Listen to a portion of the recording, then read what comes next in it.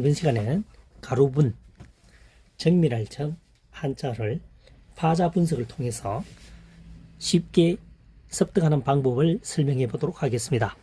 살미자죠. 살미입니다. 나눌 분이죠. 살을 계속 나누게 되면, 살을 계속 쪼개게 되면 가루가 된다는 얘기입니다. 그래서 가루분자가 되겠습니다. 분쇄, 분쇄하자 용어를 많이 쓰죠. 분쇄, 가는 거죠. 그 다음 정밀할 정자입니다. 살미, 풀을 청이죠. 살을 도종을 통해서 풀게 한다는 것은 굉장히 정밀해진다는 얘기입니다. 다시 말해서 살, 벼를 10분이라고 했을 때 깎으면 깎을수록 어떻게 됩니까? 살 알은 작아지고 빛은 흰빛으로 나게 됩니다. 그래서 정밀해진다는 얘기죠. 정밀할 정자가 되겠습니다. 가루분, 살미, 나눌분. 살을 계속 쪼개고 나누면은 나중에는 가루가 된다는 얘기입니다. 그래서 분쇄, 정밀할 정, 살미, 풀을 청. 살이 풀어도록 도종을 하게 되면 또렷해진다는 얘기입니다. 정밀할 정, 또렷할 정 되겠습니다. 또렷하게 흰색으로 가까워진다는 얘기겠죠. 정미, 분쇄, 가루분. 살을 계속적으로 쪼개고 쪼개면 나누면 가루가 된다는 얘기죠. 정밀할 정입니다. 살미, 풀을 청. 살의 색깔이 푸른색을 띠게 된다는 것은 도종을 계속 한다는 얘기겠죠. 그래서 뚜렷한 흰색으로 나타냅니다. 그래서 정밀할 정, 뚜렷할 정 하면 되겠습니다. 정밀, 정미, 분쇄 이렇게 되겠죠. 이번 시간에는 빛날화, 마칠필 한자에 대해서 쉽게 학습할 수 있는 방법을 설명해 보도록 하겠습니다. 빛날 화자가 굉장히 복잡하게 보입니다. 그러나 파자 분석을 하면 쉽게 기억 저장할 수가 있습니다. 풀초, 하나일, 다시 풀초, 하나일, 맨 아랫부분이 열십이 되겠습니다. 그래서 이것을 풀을 내보면 풀 하나, 풀 한 포기는 10월이면 화려해진다. 빛이 난다는 거죠. 그래서 여기서는 단풍을 상상하시면 되겠습니다. 단풍. 10월이면 단풍을 맺게 되죠. 그래서 풀 한 포기가 모두가 생물은 10월 되면 절정을 이룬다는 얘기입니다. 그래서 빛날 화, 화려할 화가 되겠습니다. 우리가 많이 사용하는 것은 화촉이죠. 결혼식 할 때 화촉. 마칠필입니다. 밭전이죠. 밭전. 풀초입니다. 하나이죠. 밭에 있는 풀 한 폭이라도 10월이면 성장을 마친다라고 학습하시면 좋겠습니다. 밭에 있는 풀 한 폭이라도 10월이면 성장을 마친다. 그래서 이제 11월 정도 되면 겨울로 들어가는 길목이니까 이런 한자가 탄생하게 되겠죠. 마칠필입니다. 빛날화. 통으로 외우면 굉장히 어렵습니다. 풀 보십시오. 풀 한 폭이 10월이면 화려하게 단풍을 맺는다. 빛날화, 화려할 화. 밭전, 밭에 있는 풀 한 폭이라도 10월이면 대부분 성장을 멈추게 된다. 11월이면 이제 겨울이 되기 시작하죠. 그래서 마칠필이 되겠습니다. 이번 시간에는 마칠필, 빛날화 한자에 대해서 파자 분석을 통해서 설명을 해보았습니다. 필경, 화촉, 필경, 화촉. 이번 시간에는 단장할 장, 헷갈릴 미, 유혹할 미 한자를 살펴보도록 하겠습니다.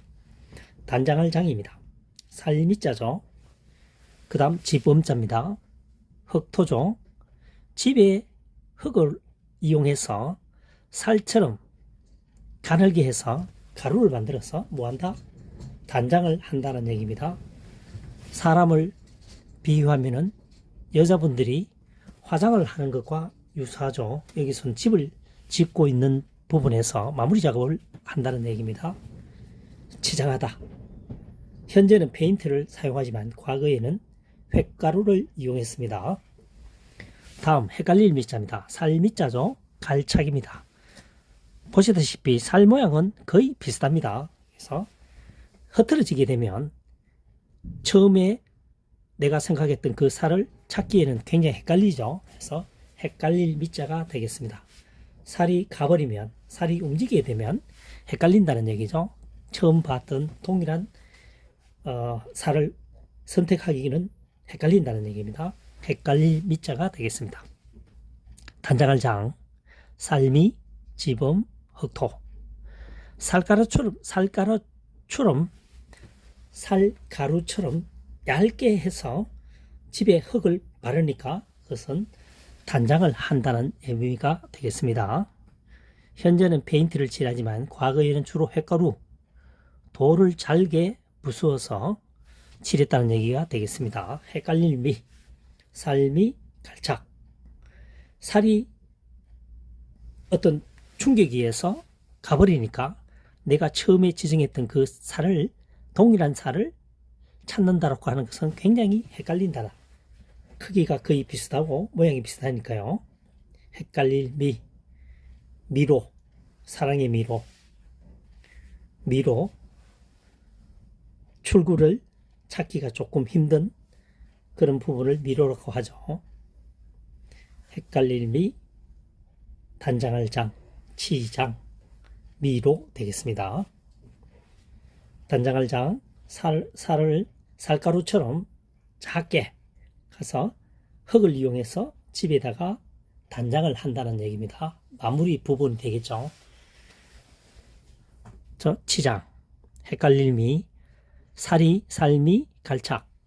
살이 충격에 의해서 또는 어떤 주위 환경에 의해서 움직여 버리니까, 가버리니까 똑같은 살을 찾기는 쉽지가 않다. 헷갈린다. 헷갈릴 미자가 되겠습니다.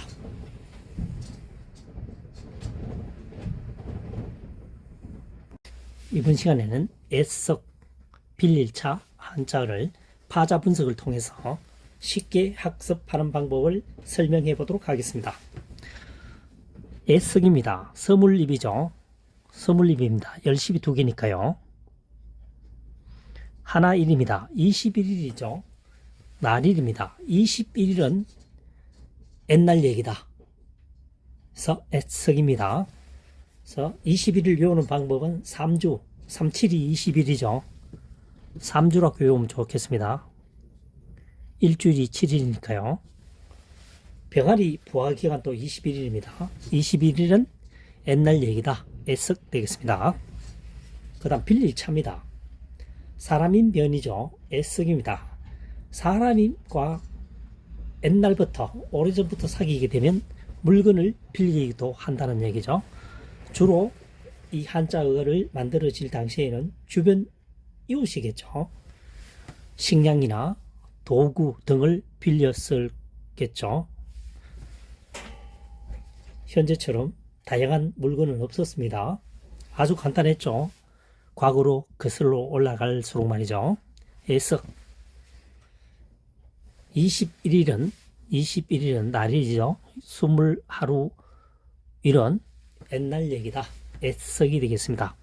두 번째, 해일을 해로 설명해 보겠습니다. 해일.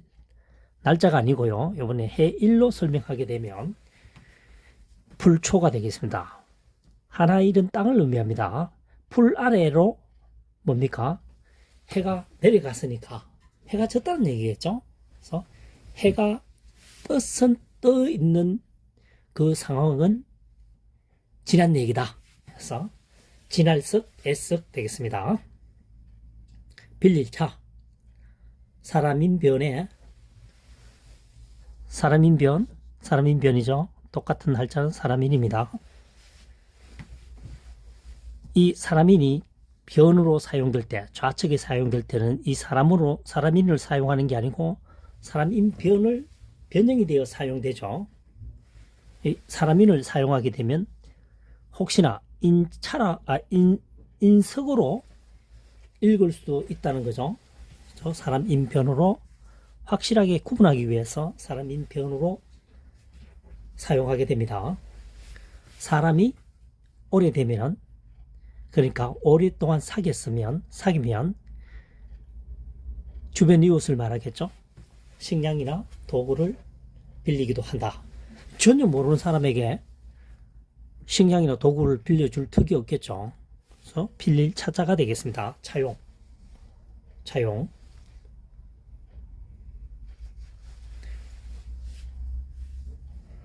차용하다죠. 이번 시간에는 모양이 비슷한 한자를 한 방에 해결하는 방법을 설명해 보도록 하겠습니다. 다툴경입니다. 갈라질 배죠. 사람이 갈라지니까 어떻게 합니까? 다투는 것이죠. 다투게 되면 갈라지겠죠. 그래서 다툴경. 제대로 다툰다는 거죠. 다툴경입니다. 떨릴 경. 이길 극이죠. 이길 극은 오래를 걷는 사람이죠. 오래 걷는 사람이 이긴다. 오래 버티는 사람이 이긴다. 인내하는 사람이 이긴다. 이런 뜻이 있습니다. 서로 이기려고 하니까 출발선에 서면 마음이 떨립니다. 떨릴 긍자가 되겠습니다. 이길 극이긴다. 이길 극이죠. 성칼도방입니다. 성칼도. 칼을 가지고 이긴다는 거죠. 전쟁터에서 최종적으로는 그 지역에 직접 가야 되겠죠.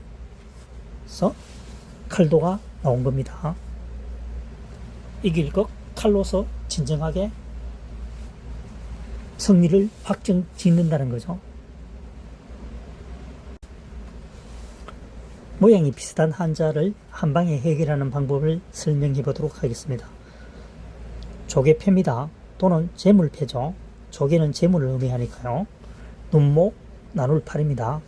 눈으로 보고 나눌 수 있는 것은 상품의 가치를 눈으로 보고 나눌 수 있는 것은 재물을 볼 줄 안다는 얘기죠. 그래서 재물패자가 됩니다. 볼견자입니다. 눈목 걷는 사람이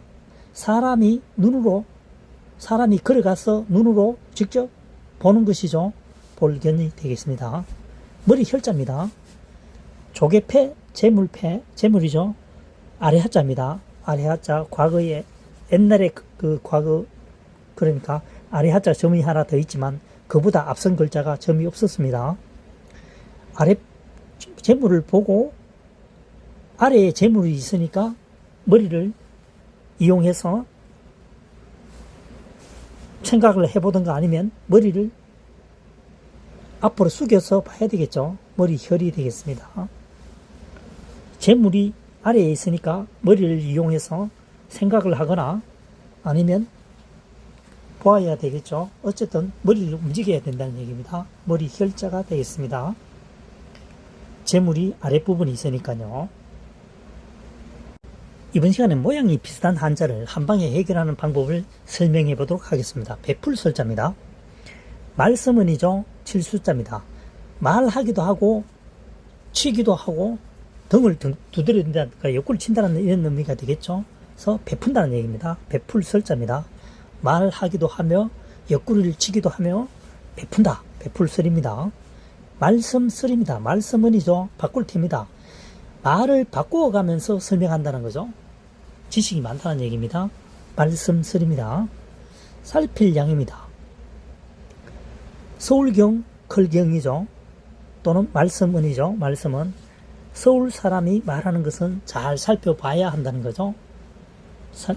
살필양이 되겠습니다. 말이 많다라고 하는 것은 잘 살펴야 한다는 거죠.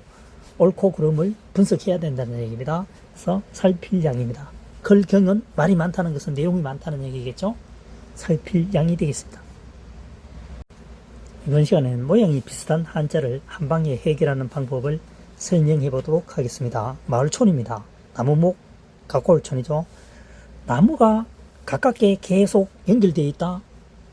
그것은 마을이라는 거죠. 그림을 그린 것처럼 나무가 작은 나무들이 쫙 박혀 있습니다. 울타리라고 보면 됩니다. 집안이 울타리겠죠. 마을을 형성하고 있습니다. 제목 제자입니다. 제주 제자죠. 나무를 가지고 제주를 부리려면 당연히 제목이 있어야 되겠죠. 그래서 제목 제자가 되겠습니다. 편지찰입니다. 나무목 세을입니다. 새를 이용해서 나무를 묶어서 보낸다. 편지를 보냈다는 얘기죠. 편지찰입니다. 매를 이용해서 새의 발에 나무를 묶어, 그때는 종이가 없던 시절이죠. 그래서 편지찰이 되겠습니다. 제목제 마을촌. 이번 시간에 건널도입니다. 건널도. 물수변이죠. 물수는 물수죠. 이 글자가 두 개로 합쳐져 가운데에서 도움을 줄 때는 이렇게 사용하지는 않고 물수변으로 사용한다는 거죠. 물수를 쓰게 되면은 수도라고 읽을 수도 있다는 어떤 혼선을 방지하기 위해서 간략하게 써서 삼수변으로 쓴 겁니다. 그래서 헤아릴 도죠. 물을 헤아린다는 거죠. 물을 헤아려서 건넨다는 얘기입니다. 무턱대고 건네면 어떻게 됩니까? 급류에 휩쓸릴 수도 있죠. 그래서 물의 깊이가 어느 정도 될 것인지를 측정해서 건넨다는 의미를 가지고 있습니다. 건널도입니다. 건널도. 물을 헤아려서 건넌다는 겁니다. 도하. 물하자죠. 물을 건넨다는 겁니다. 누를황입니다.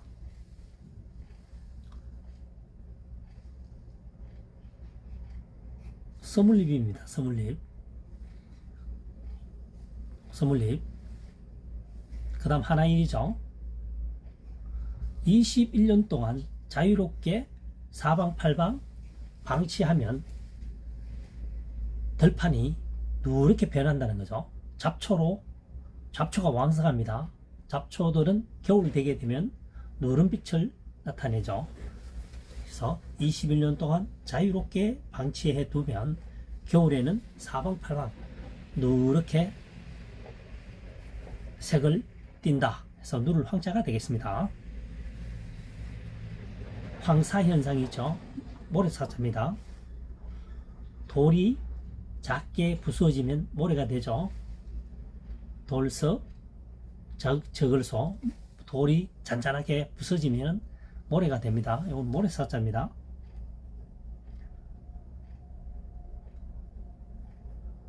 모래사자가 되죠. 을황입니다. 건널도, 물수변, 헤아릴 도자죠.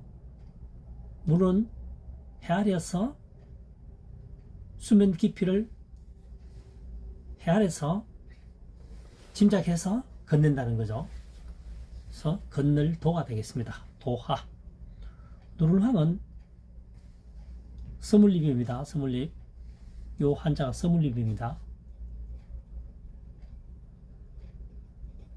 그래서 21년 동안 21일 동안 자유롭게 방치하면 사방팔방 들판이 온갖 잡초로 뒤덮인다. 겨울이면 누런 색깔을 띈다. 말라서 그렇죠. 누를황이 되겠습니다.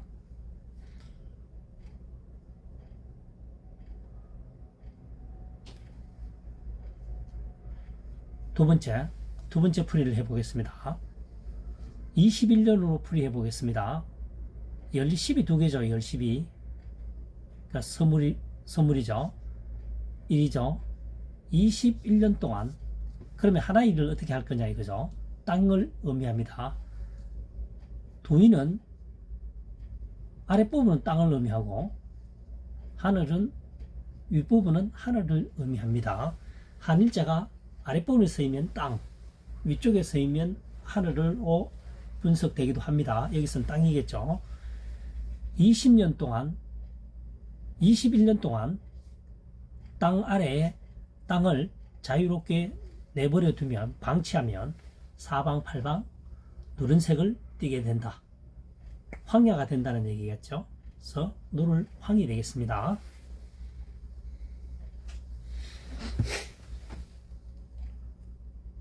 이번 시간에는 산화울폭, 폭발할 폭, 한자에 대해서 가장 쉽게 접근할 수 있는 방법을 설명해 보도록 하겠습니다. 산화울폭이죠. 해일입니다. 또는 날일이죠. 함께 공입니다. 물수죠. 해와 물이 함께 하니까 사나운 광경이 펼쳐진다는 얘기입니다. 해와 물은 상극이죠.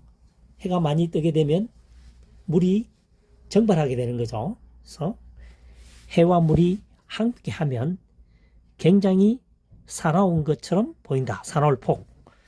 예를 들어서 폭포수가 물이 떨어질 때 보면 햇빛이 있는 날과 없는 날 차이가 많이 나죠. 햇빛이 있는 날은 굉장히 사납게 보입니다. 물 떨어지는 폭포수가요. 그래서 폭력. 그 다음 폭발할 폭입니다. 불화 산화울 폭. 불을 붙여서 사납게 접근하면 폭발한다는 얘기입니다. 그래서 불을 붙이면 폭약이 폭발한다는 얘기죠. 과거에 보면 총 같은 경우 보면 임진왜란 당시에요. 일본에서 조총을 썼죠. 조총. 화약을 붙여서 사용을 했습니다. 그래서 불을 사납게 붙이면 폭발한다는 거죠. 폭발할 폭. 폭발입니다. 폭발. 폭력. 사나울 폭. 물과 해가 함께 하면 사나워진다.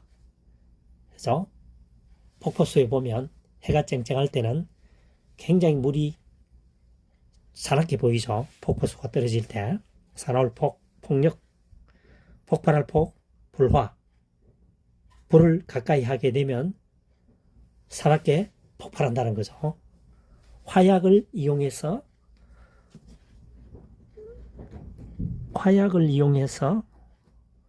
폭발하는 장면이죠. 폭발.